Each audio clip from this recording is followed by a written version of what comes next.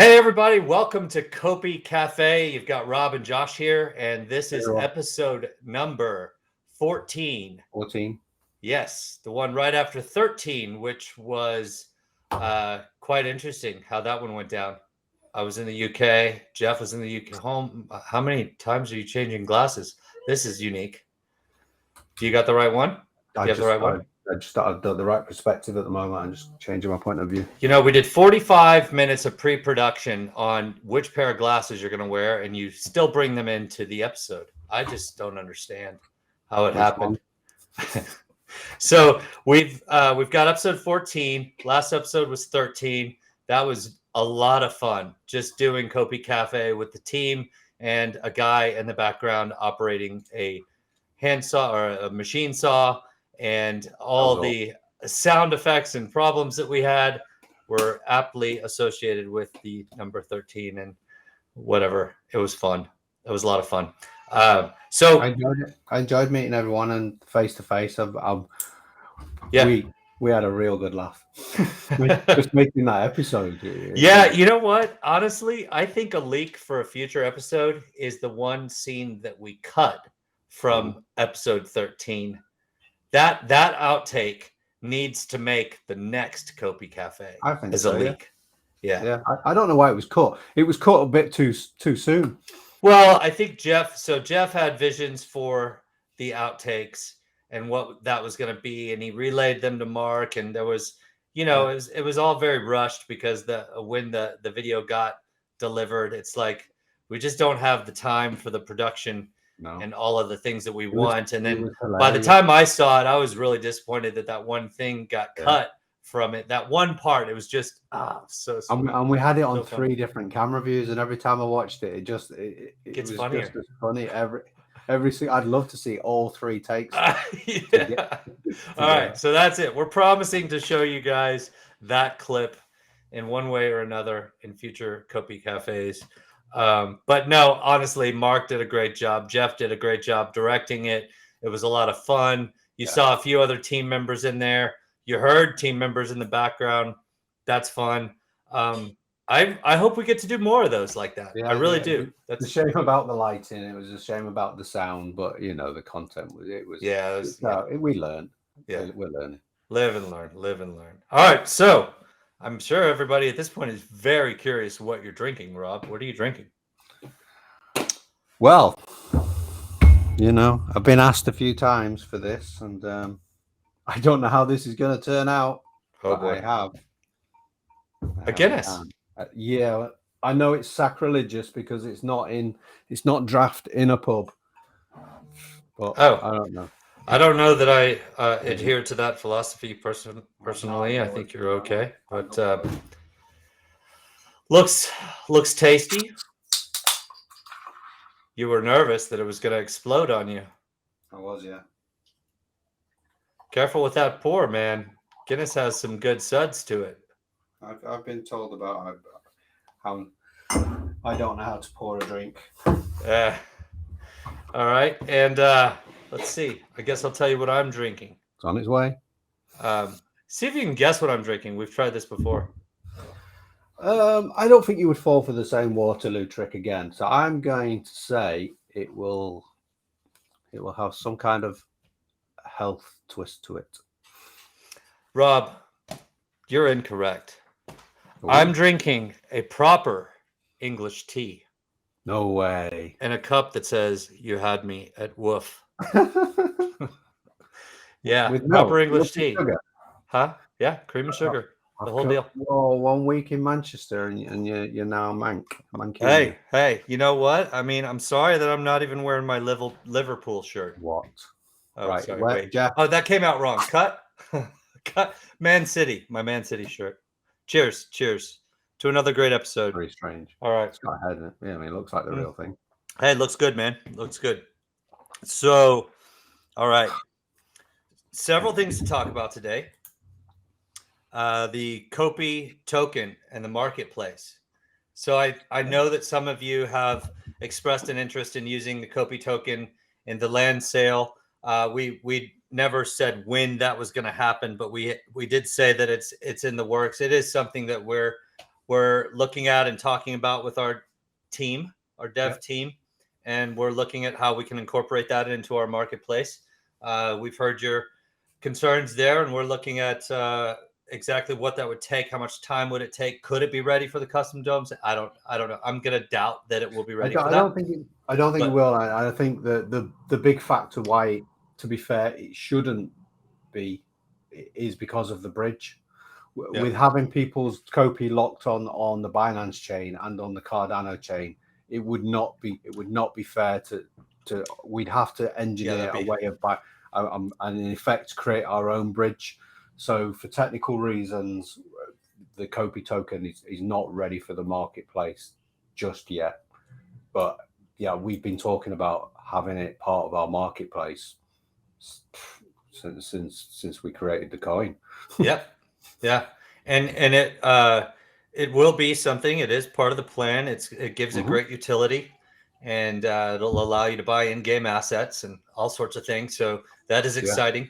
We'll get that going as soon as we can. It's coming. And you know what else with that? I'm hearing a child. My niece or my nephew is being babysat here by my wife. Be careful. You got to be careful with that. You know, babies do not like to be sat on. No, don't. They don't like to be sat on. Yeah, don't this be doing is true. Have you accidentally done this? Well, that's the definition of babysitting. Is sitting on babies, is it not? Oh gosh, I missed that one. Wow, it's unbelievable how you can toss these in sometimes. Well done, well done. The community is in full support of your jokes, and I am as well. Oh, switching glasses again. Well, that's switch number 4. What is there any sort of logic to the switch? What's going on here? Yeah, those ones need cleaning. Okay. These ones are slightly these are perfect for wearing mobile. Now I'm feeling a little bit blurred, but you know, beer goggles have been. I'm not ending that sentence. It'll sound all kind of thing. Yeah, let's stop. Fingers, beer goggles. That's a good place to stop that one. All right, new team ads. We've got some new team ads. That's exciting. We've got a financial analyst that's joined us with some of the highest accreditations that you can get in terms of United States requirements and credentials. The certified financial analyst exam is something you have to take over a 3-year period, and he's got extensive background in a variety of different businesses that had merger acquisitions, financial analysis, budgeting, large companies, small companies. And I think what I'm excited about most with that is just giving us the a lot of these guys don't know, a lot of the people that are out, our audience may not know how much goes behind the scenes, at just building a company in general.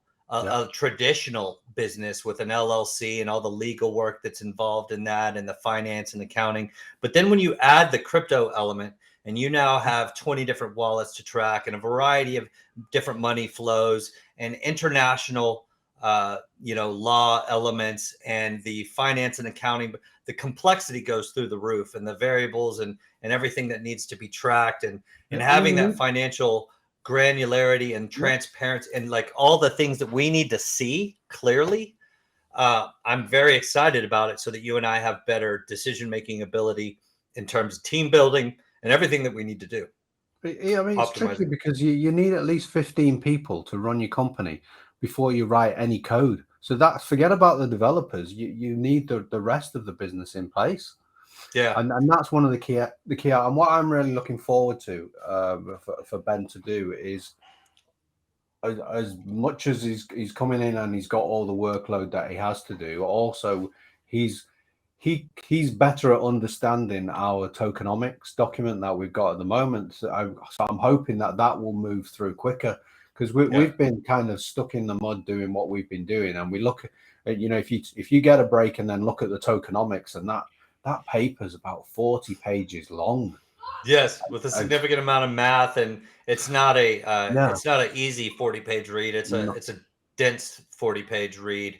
And we've talked about this before. I don't know if we've talked about it on COPICafe, but we had a very solid data scientist and tokenomics expert really review our in-game, and our token modeling and how all of that's going to work with rewards and fees, which we'll have you guys vote on soon, some of that as well.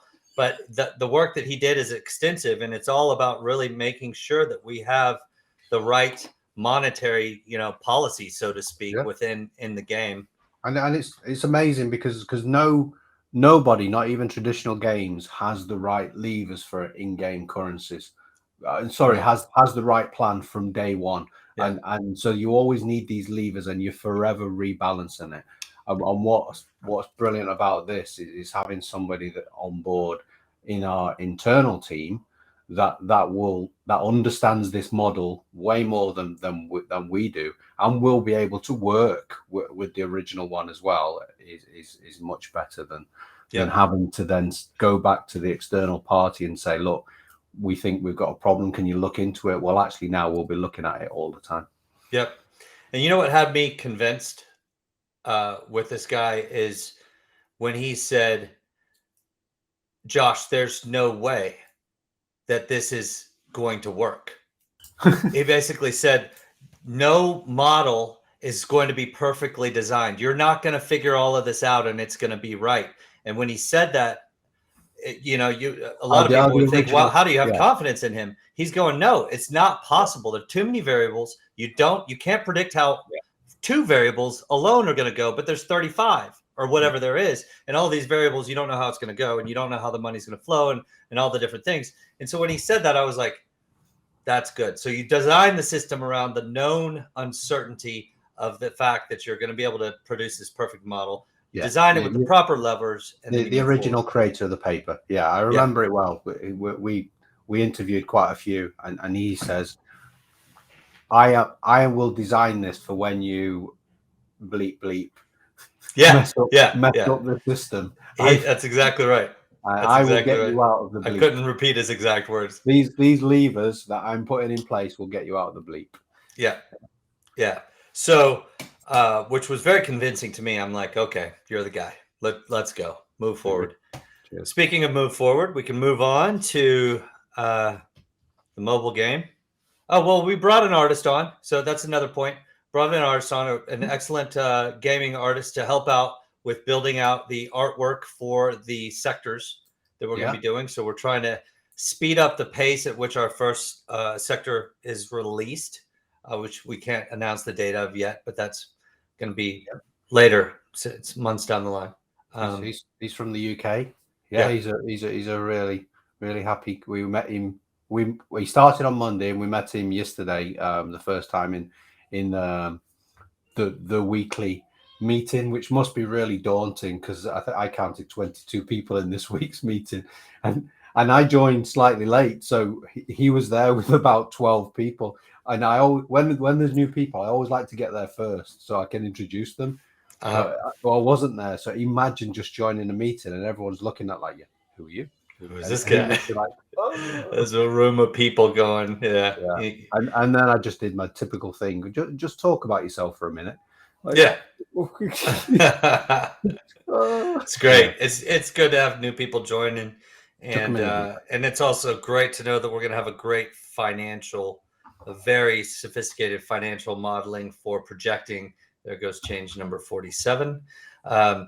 Very sophisticated model for changing our making decisions and adjusting our projections, financial modeling and strategy.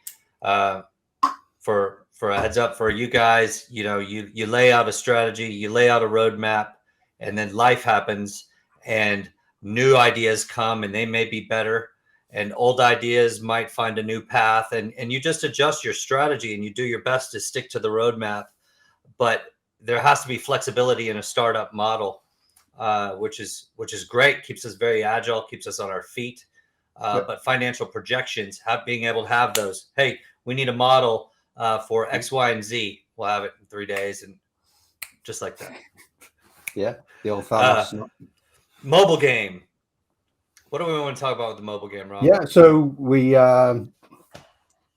we have our registrations now, or we know who's the first batch of testers are going to be. We are just in the process of finalizing the onboarding process. So that will be an AMA within Discord. People will come on board there, and we will talk through the process. We don't want to show them the game at that point. We want them to have the full experience of downloading them and playing the game. And then that leads us into the final thing, which we are doing, is the support documents. We'll ask for feedback. What was the hardest level? Was something too easy? What was the overall thing? And then we'll roll out to the next group. So we're really close to announcing that initial phase, which is all incredibly exciting. I actually played and did some testing myself. I had a few ideas for the game over the weekend, played a little bit more. Nice. I love it. I think it's going to be a lot of fun. It's a fun first one, you know, tribute to a popular gaming genre.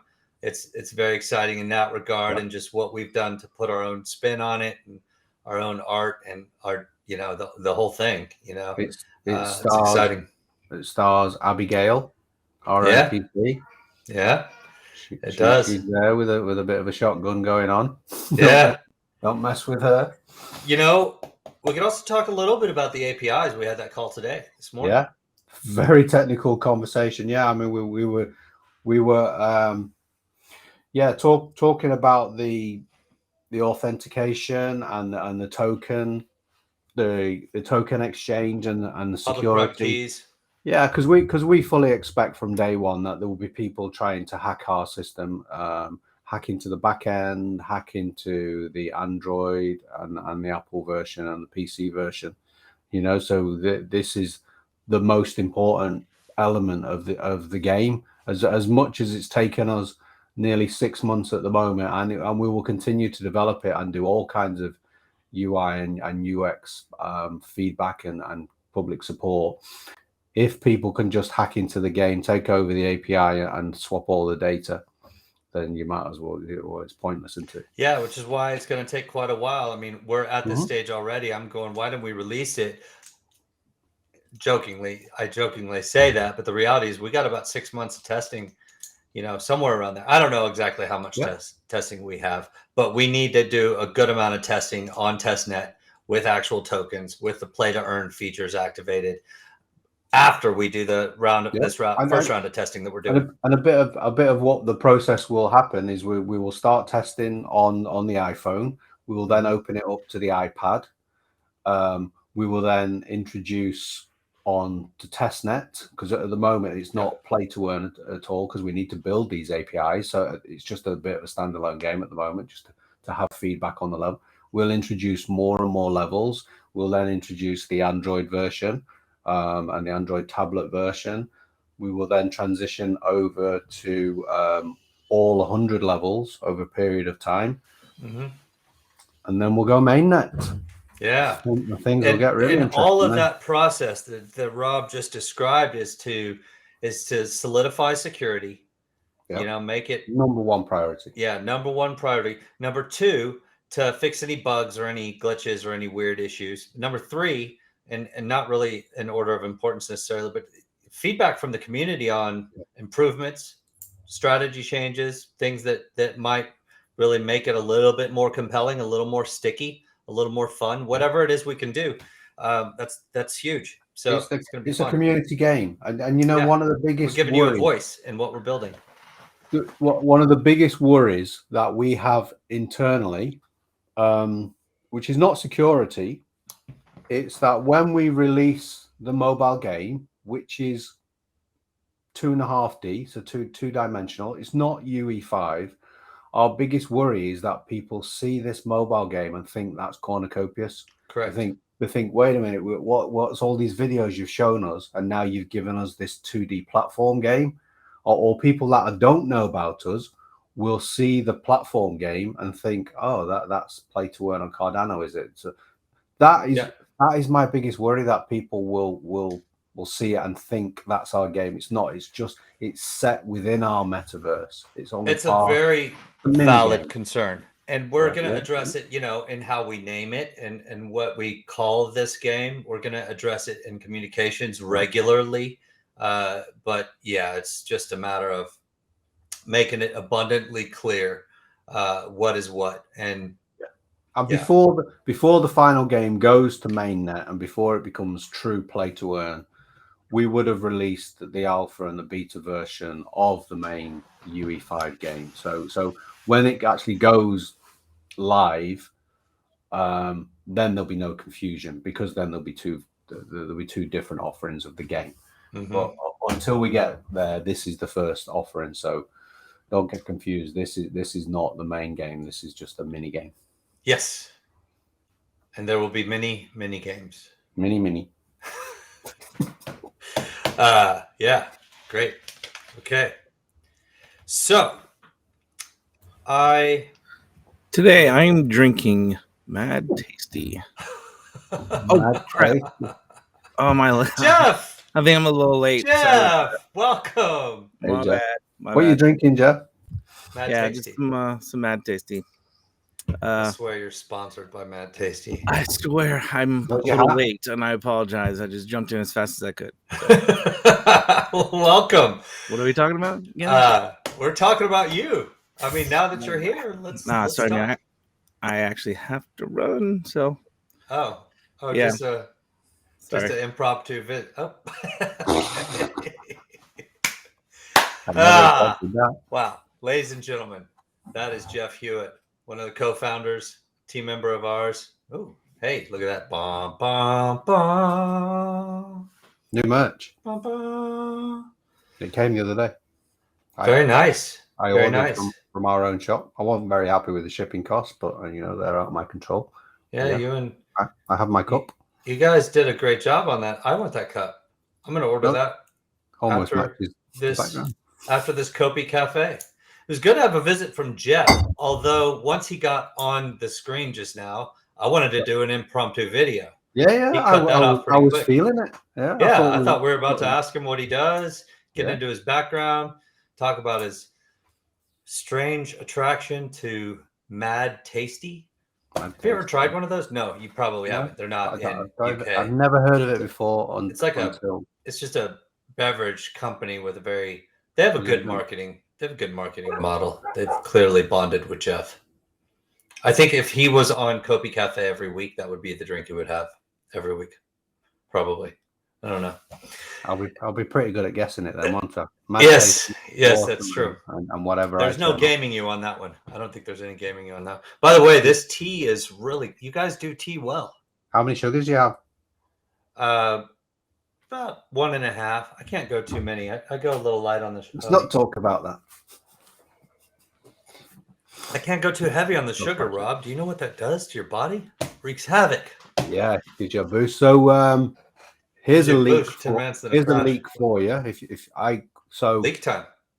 In the UK, there's lots of different types of tea. What I've noticed is when you go to America, you have I think you have like Earl Grey, and everything has to have some kind of a flavor.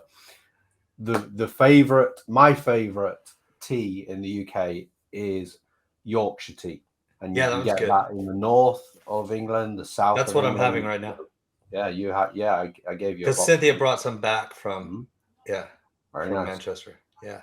So this is Yorkshire, but we had it. You got another kind, the England's #1 tea, when you were here visiting for Consensus. Right. And you're looking at our tea selection in the grocery store. By the way, guys, we could do a full episode on the differences in things we say in the UK versus the US. Like you called my yard a garden, which I found very disturbing. I'm like, there's not any fruits and vegetables in my yard other than one tomato plant. It's concrete. Yours is grass, so it's garden. So you guys are just really confused. And it's soccer, man. It's soccer, not football. You know where the biggest football. Another difference is 8-ball. Well, I call it pool. Yeah. Completely different playing styles. Yes, it is. I get down and my chin rests on the cue.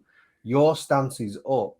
I'm all about position and side. You're all about position, and you call it English, don't you? You don't call it side. You call it English. Where you hit the cue ball is English. Yeah. Yeah. So, and honestly, I don't understand you're getting down at this angle because it compresses your viewpoint. I can understand it for a certain number of shots, but seeing the top angle really helps me to get a perspective on exactly where I hit the ball, which is why I beat you 4 games. First 4 games that you've lost this year. well, it was 4-all, so I could say. But I mean, should have cut you off right there before you. I'd like to say that I didn't have my cue and it was a different table and I was tired and all that, but we played 8 games, so it leveled itself out. So at some point you get used to the table, but Different balls, smaller balls for me. So I'm playing in the UK here. Are we still talking pool? Family episode. Smaller balls, the stick, the tip. Oh gosh, the cue. Yeah, that was that's different. In that pool cue. The rules were different. That was only 8mm in that because we didn't have our own. They're not normal. Normal is about 10mm for a good pool cue. Those were 8. And that the rules are different. Pools, the rules are significantly different. Yeah, I think the cue, the ball, the rules, and then the pockets on the table. Your pockets are way less forgiving. I actually liked it more because it required a greater level of precision. I think the middle bag is actually more forgiving on an English table because Americans are just hard. The British ones have a dint in. Your cushions, you can kind of hit a cushion and it will naturally just go in. Whereas on a British cushion, that whatever angle you go on, you come off on the same angle. There's a lot, and it's a smaller. I think our community is probably. You said you enjoyed playing on the English table. I loved it.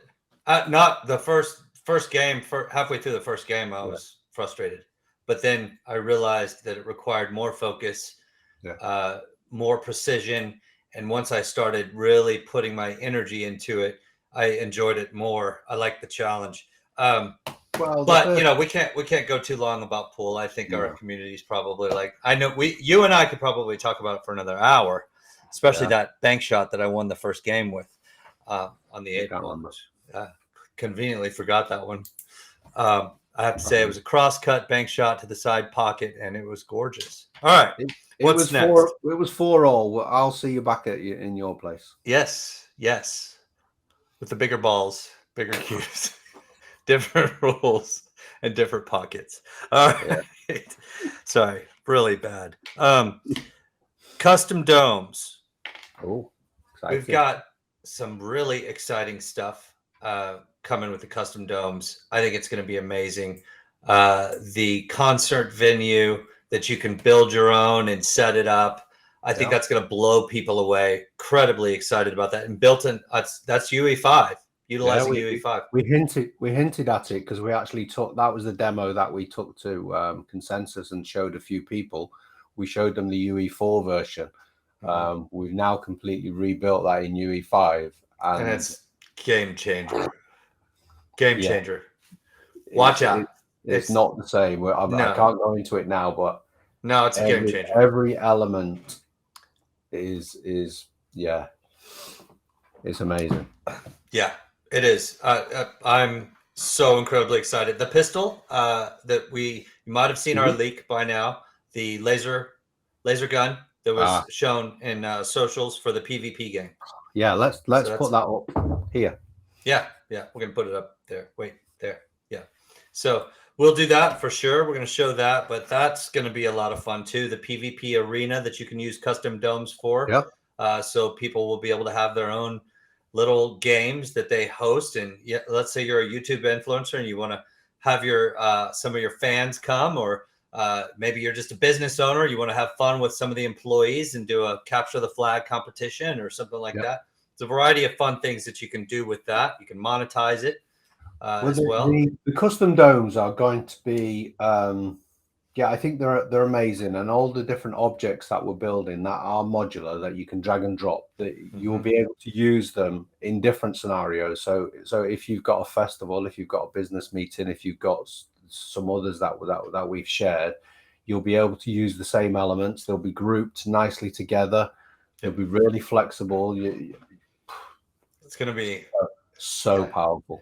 Yeah, and this is coming soon, guys. We need to get the team in full gear, prepping for it on the marketing side, because right now we're creating a game video development is ahead of marketing. Yeah, we're creating a video, so you will see some of these elements be as usual before the sale. We like to put a package together of you can see some of what you're going to buy, but these templates and these assets, we will build these. We will build them ourselves over the next few years. And the full vision. There's going to be a lot of different use cases. We're starting with 3, but there's going to be a lot. So yeah, it's going to be fun. The leak of the day. They've all been waiting. They hung in here with us, and is it a good the one? moment has arrived. We struggled for a leak. Yeah. Last week. This one is we had a leaky leak last week, and this one is actually pretty big. So. This one's amazing. Yeah. So Cardano World. Cardano World. Yes. That has a ring to it. In a world. In a Cardano world. In a Cardano world. One man on an adventure. Okay, I'm going to stop right there. More than one man. It's an entire community. It's an entire community. An entire community comes together, united, to accomplish. Well, we don't like the word united. We prefer to use city, but I can see where you were going. There he goes again. All right, where's my Liverpool shirt, Jeff? What? I need my Liverpool shirt.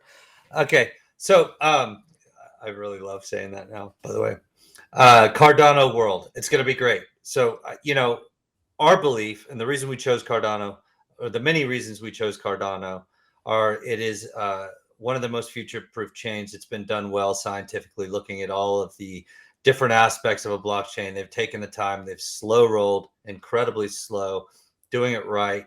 We believe there's a tidal wave of volume headed towards Cardano, especially in the next bull cycle. Yep.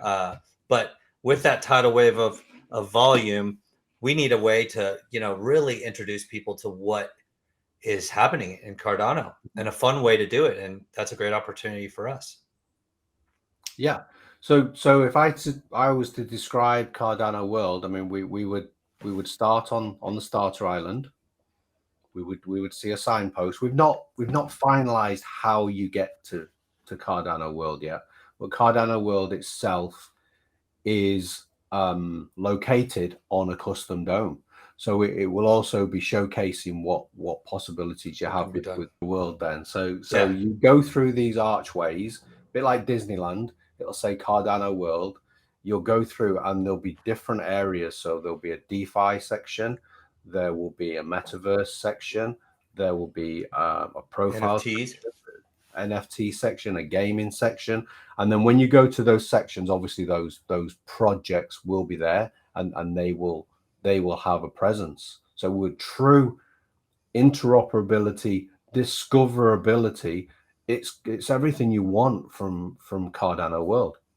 Yeah, it's going to be an amazing way to just introduce a lot of new users that are flooding onto our platform at some point, but also to expose them to what is happening in the world in the ecosystem of Cardano. And I think it's a great way to really show people around and highlight some of the special projects. And there'll be headquarters and all sorts of fun stuff. Well, there will be a Cardano headquarters there, and what you'll be able to do, the individual projects, you'll be able to have some basic information from them, and then if up to that project, depending how much they want to be integrated with the Cornucopias metaverse, you'll then be able to teleport to their custom dome, and then see their project a lot more detail. So I mean, Cardano World is coming. Yeah.